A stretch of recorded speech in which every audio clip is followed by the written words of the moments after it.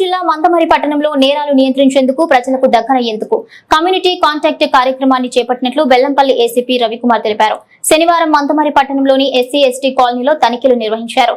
ఈ తనిఖీలో ఎలాంటి ధృవీకరణ పత్రాలు లేని 54 ద్విచక్ర వాహనాలను 6 ఆటోలను స్వాధీనం చేసుకున్నట్లు ఏసీపీ తెలిపారు.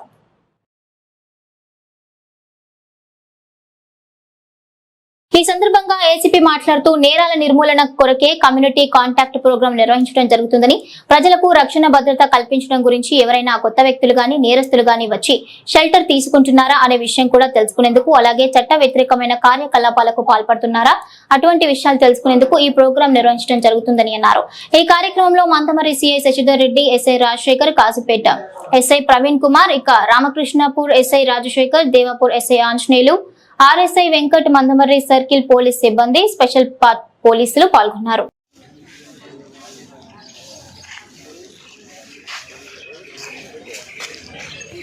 డబ్బులు పోతాయి, చేసిన పని అంతా దానికే పోతుంది. తర్వాత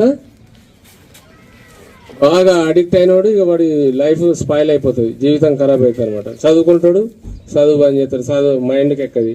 కూలి పని చేసుకుంటానికి వాడు అన్నం తినడు, ఎప్పుడు తాగుడు మీదనే ఉంటాడు. వానికి లివర్ పాడవుతుంది, శాత కాదు, 30 ఏళ్ళకే ముసలోడు అవుతాడు.